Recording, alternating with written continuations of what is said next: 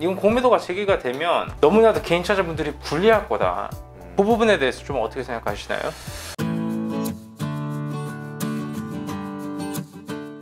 좀 오늘은 중요한 얘기를 한번 해볼까 해요. 정 대표님, 5월달이 무슨 달이죠? 어린이날. 어린이날. 너무 좋다. 본인한테는 상관이 없잖아요. 그쵸. 5월달에 중요한 이벤트가 있잖아요.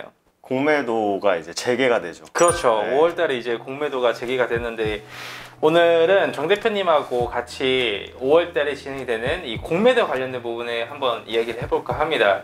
이 공매도가 과연 시장에 어떤 여파를 미칠지, 많은 사람들이 이 공매도가 기울어진 운동장이다, 정보의 비대칭성이 있는 상황에서 공매도라는 건 너무나도 불리한 싸움이다 라고 생각하시는 분들이 많아서, 공매도가 시작하면 시장이 폭락할까? 그 외국인 자본은 어떻게 되는 거지? 이런 부분까지 해서 얘기를 한번 나눠보도록 하겠습니다. 그 공매도라는 부분이 어떤 건지 좀 간략하게 한번 설명해 주시겠어요? 간략하게. 네. 비어있는, 즉 이제 없는 걸 갖다 파는 거죠. 주식은 아시겠지만 이제 내가 매도를 하면 이틀 뒤에 네. 현금화가 가능하기 때문에 없는 걸 빌려다가 팔고 그 이틀 안에 매수해서 갚아버리면 이제 끝나는 거기 때문에 얘네들은 그러면 그 없는 주식을 빌려다 팔잖아요. 네. 그럼 없는 주식을 가져다 파는 이유가 뭐예요? 이제 주가 하방에 배팅을 하는 거죠. 주가 하방에 네. 배팅을 한다. 제가 알기로는 뭐 공매도가 과열되어 있는 주식 시장을 좀 컨트롤 해주는 그런 역할로도 알고 있는데, 긍정적인 역할. 긍정적인 그쵸, 역할. 네. 이 공매도 관련돼 가지고 이게 좀 중요한 포인트거든요. 이건 공매도가 제기가 되면 너무나도 개인 투자자분들이 불리할 거다. 그 부분에 대해서 좀 어떻게 생각하시나요? 약간 오늘 좀 약간 청문회 느낌이어가지고 네. 좀 부담이 되는데 이런 컨셉이었나요, 피디님? 일단 뭐 네. 공매도가 사실 어쨌든 간에 좀 하락을 해야 좀 되는 거잖아요. 그렇죠. 어쨌든 그 공매도를 치는 사람들은 이제 베팅을 일단 하락에다 하는 거기 때문에 네. 일단 투자자분들이 느끼기에는 공매도가 시작이 되고 활기가 치면 주가가 떨어지겠구나. 이 걱정이 사실 가장 앞서는 것 같아요. 근데 거기에서 오는 이제 불안 심리가 지금 현재 시장에 있다. 근데 사실 이 공매도 이슈가 몇 달 전에도 또 있었죠. 그렇죠. 네. 그때도 한창 또 공매도 재개되면은 이제 또 힘들어질 거다 이런 얘기가 있었는데, 그럼에도 불구하고 시장은 올라가죠. 네, 올라갔어요. 그럼 대표님이 생각을 하시기에는 개인 투자자는 공매도가 시작이 되면 손실을 볼 수밖에 없을까요? 일단 이번에는 이제 개인 투자자들도 이제 공매도가 가능하게 이제 사전 이수 교육 받고 하면은 가능하게 됐어요, 실제로. 네. 근데 거기에 많이 참여하기는 쉽지 않죠. 그래서 지금 아까 보니까 한 1,700, 1,500명 정도가 이제 실제 개인도 공매도가 가능하다 이렇게 나와 있는데, 그걸 차치하고 한번 밀어준 거기 때문에 더 이상의 타협은 없을 것 같고, 일단 재개가 될 것 같은데, 뭐 한 대표님도 많이 라이브 방송에서도 말씀하셨지만 공매도가 과거에도 금지된 기간이 있었고, 그렇죠. 그 금지되고 다시 재개가 되는 게 있었는데 케바케죠, 사실. 맞습니다. 네, 뭐 증시가 더 올라간 적도 있고, 실제로 11년도에는 공매도가 재개되고 지수가 빠졌어요. 그래서 2008년도하고 2008년도가 그 금융위기 리스크였고 2011년도가 신용 등급. 그 유럽발 리스크였죠. 그렇죠. 네. 유럽발 리스크였는데, 제가 알기로는 그때 대부분 다 빠질 거라고 예상을 했는데 실제 금지 기간이 풀리고 나서 올라갔거든요. 글로벌 국가에서 7개 국가가 제가 알기로는 공매도 금지를 했어요. 근데 공매도 금지가 풀리고 나서 사실 시장은 올라갔습니다.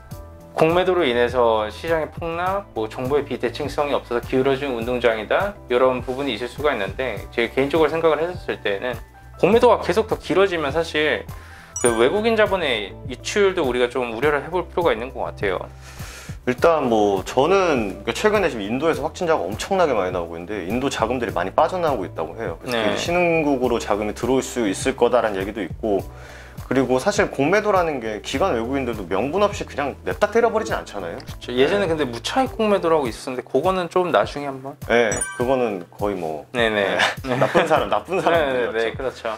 그래서 이제 신흥국으로 자금이 들어오면 또 외국인들의 매수세도 기대해 볼 수 있고, 또 공매도가 한다 해서 제가 말씀드린 대로 그냥 아무 이유 없이 그냥 확 때려버리지 않고 어차피 하락할 종목에서 치는 거기 때문에 그만큼 종목 분석을 잘 해서 내가 이 공매도를 안 맞을 수 있는 명분이 있는 종목들을 좀 고르는 게 좀 좋을 것 같아요. 그러면 우리가 매매 패턴을 어떤 식으로 바꿔가는 게 매매를 할 때 유리할까요? 일단 말씀드린 대로 하락할 명분이 없는 종목을 찾는 게 제일 중요할 것 같아요. 그리고 종목 선정이 중요하다. 그렇죠. 그리고 사실 외국인들은 양빵 포지션이라고 하잖아요. 네. 위아래로 다 맞아요. 위아래로 발라먹는다. 위아래로 다 해먹을 수 있기 때문에 예를 들어서 뭐 그냥 지금 떠오르는 종목 2개 그냥 말해보면은 뭐 예를 들어서 뭐 두산중공업과 두산인프라코어가 있어요. 맞습니다. 근데 예를 들어 이게 같은 섹터라고 보면은 한 종목은 보다 더 좋은 실적을 낼 수 있고 한 종목은 보다 덜한 실적을 낼 수가 있잖아요. 실적만 놓고 보면은. 그럼 외국인들은 제가 말씀드린 이유 없이 공매도를 때리지 않기 때문에 실적은 좋은 기업에다가는 자금을 통해서 매수를 해서 주가 상방에 배팅을 하고, 반대로 약간 좀 보다 안 좋은, 상대적으로 안 좋은 종목에 어차피 좀 내려갈 가능성이 있는 종목에다 공매도를 치기 때문에 섹터도 굉장히 중요하고 섹터 안에서도 종목을 좀 선별할 수 있는, 쉽게 딱 얘기해서 거품이 적은 종목이다. 거품 그쵸. 종목을 찾아야 된다.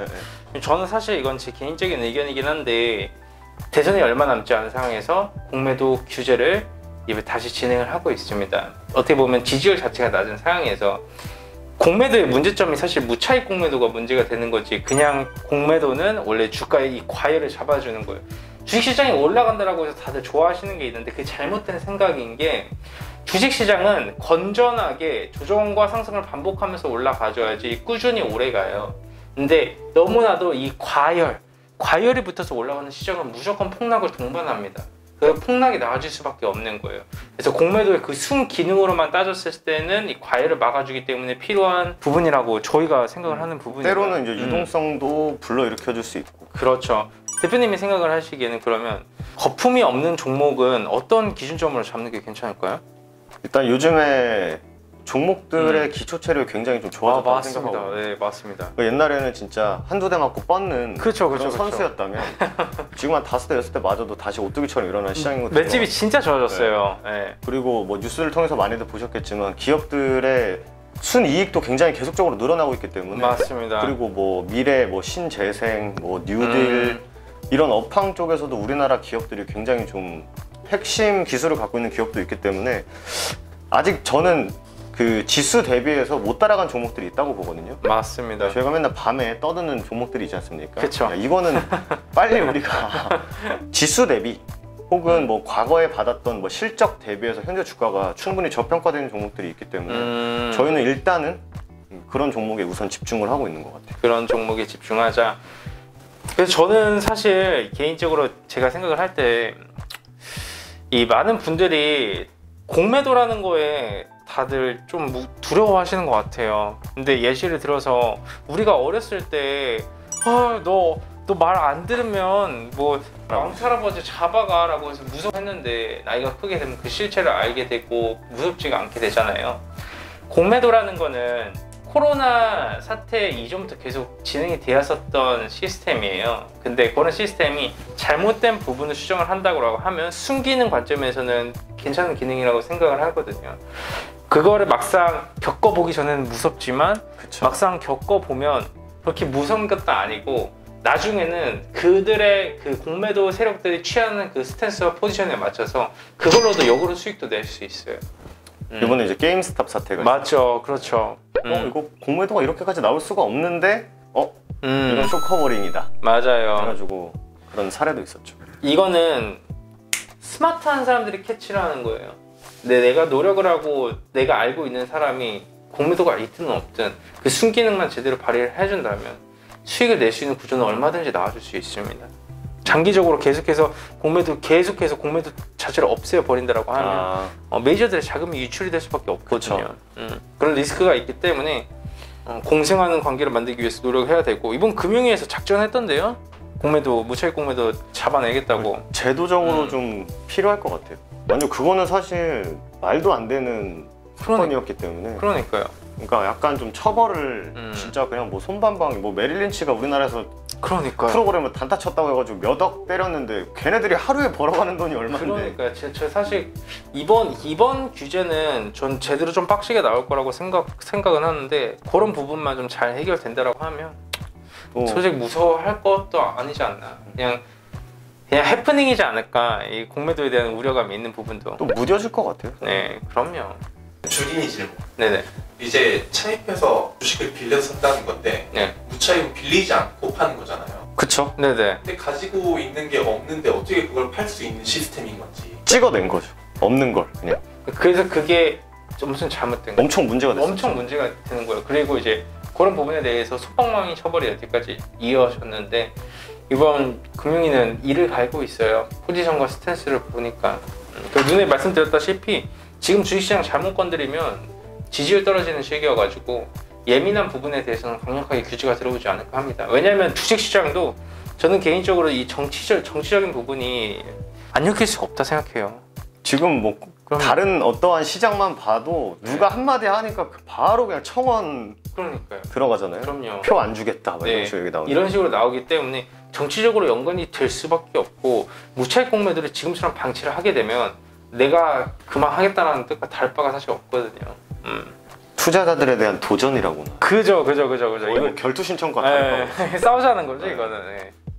이 저희가 말을 좀 쉽게 해가지고 주린이 분들도 좀 이해가 되실 수 있게끔 만들어드리고 싶은데 그래서 저희가 주린이 컨텐츠라고 또 하나 준비하고 있습니다, 여러분. 많이 기대해 굉장히 주시고요. 기대가 되는. 네, 주식 초보자분들도 보시기에 완전 도움이 된다. 완전 눈높이가. 그냥. 눈높이가 완전 딱 주린이로 맞춰가지고 저희가 해드리는 컨텐츠도 준비하고 있으니까 많이 기다려 주시고요. 공매도 여러분 두려워하지 마세요. 내가 겪어보고 보기 전까지는 무서워도 겪어봤었을 때는 무섭지 않은 제도입니다. 쉽게 이해를 마지막으로 들어드리면 학교 다닐 때 음. 우리 이제 힘센 형들이 너 1교시인데 너 6교시 끝나고 소각장으로 와. 할 때 그 6교시까지의 그 공포감은 이루 말할 수 없지만 많이 겪어보셨나봐. 역시 사람이 이해를 시키려면 본인의 사례를 들어서 이해시키기 바랍니다. 그치. 그래서 6교시에 소각장으로 가면은 뭐 별일 없는 약간 그치, 이런 그치. 느낌이죠. 그런 느낌이니까 너무 겁먹을 필요는 사실 없을 것 같아요. 네. 그냥 포인트는 우리나라 시장 기초 체력이 굉장히 좋다. 지금 시장은 거품이 아니죠. 거품이었으면 그 인플레 우려감 받았었을 때 아무리 연준 스탠스가 그렇게 나왔어도 무너졌어야지. 지금 상황이 딱 보면 아직까지는 거품이 아니라 진짜 그 기초 펀더멘탈 체력 따라서 가는 거다. 혹시 1200을 외치고 있기 때문에 네. 코스닥 1200 가자. 그거는 뭐 나중 돼봐야 되는 일이지만 저희는 그렇게 겁먹을 필요도 없고 맞습니다. 하던 대로 잘 하면 될 것 같다. 이게 또 요약할 수 있을 것 같습니다. 주린이 또 질문. 네네네. 그 개인한테도 이제 공매도 할 수 있게 해준다고 했는데 외국인 기관이랑 어느 정도 차이가 있는지 그런 데는 좀 얘기해 줄 수 있는지. 억제력이 있어야 된다라고 생각을 해요. 공매도라는 거는 진짜 말 그대로 주가를 내리기 위한 수단이기 때문에 억제력이 있어야 되는데 그만한 자본을 가지고 있는 개인 투자자가 얼마나 있을까 싶기. 그리고 어차피 네. 올라갈 때도 똑같지만 네. 개인들이 전국 팔도에서 한 번에 몇십 분 몇 초에 사자 네. 하는 게 불가능한 것처럼 마치 이건 단합력이 안 되지. 응집력이 네. 좀 부족하기 때문에 주식이라는 거는 아무리 돈이 많아도 응집하고 단합이 있어야 되고요. 거기에 맞춰서 투심을 살려줘야 되는 부분이기 때문에 그 음식력과 단합력이 떨어지면 시장에서 크게 여파를 발휘하기가 어려워요. 매도도 똑같이 우리 하락할 것이다에 베팅을 하는 거지 내가 하락을 시키겠다라는 건 아니기 때문에 올라가나 내려가나 어차피 분석 열심히 하면 내가 고점에서 내가 매수하는 종목마다 떨어진다 하시는 분들은 꼭 이수하셔가지고 내가 매수하고 싶은 감정이 들 때마다 공매도를 치세요. 귀신같이 그럼 올라가겠죠. 귀신같이 그러면 올라가는 거 아니야? 귀신같이 올라갈 가능성이 높지. 그런 분들한테는 정말로 훌륭한 제도입니다. 교육 이수 받으면 또 된다고 하니까 네. 모의 거래랑 사전 교육 모두 이수해야 된다고 하니까 내가 살 때가 거의 뭐 고점이다. 내가 항상 매수할 때 역사적인 고점과 고점을 많이 맞아봤다 하시는 분들 꼭 이수 받으셔가지고 좋은 결과 가져가시기 바라겠습니다. 맞습니다. 네. 기회다. 네. 거의 뭐 그분들한테는 새로운 세계가 그죠. 열릴 수 있는. 신세계지 이거는. 그럼 저는 이거 장난이 아니라 진심이에요. 진심이야 진짜. 저희 최근에 회원분들이 많이 늘어가지고 저희 영상도 많이 보시잖아요. 공매도 재개되면은 호빙드 TV가 운영하는 것도 뭔가 변화가 있을까? 그 부분에 대해서 혹시. 그거야 벌써 포트폴리오 자체가 공매도에 크게 영향이 안 받을 종목군들로 해놨기 때문에 말은 이렇게 해도 생각은 다 하고 있는데 아까 말씀드린 좋은 섹터 안에서 하락할 명분이 없는 종목들을 좀 많이 선별하고 있어요. 그때 당시 매수에 들어가는 그 당시의 시장 트렌드 정도만 확인을 하고 하자 이런 주의여서 기본적으로 이번에 뭐 코스피 200하고 코스닥 150만 피하면 되잖아요.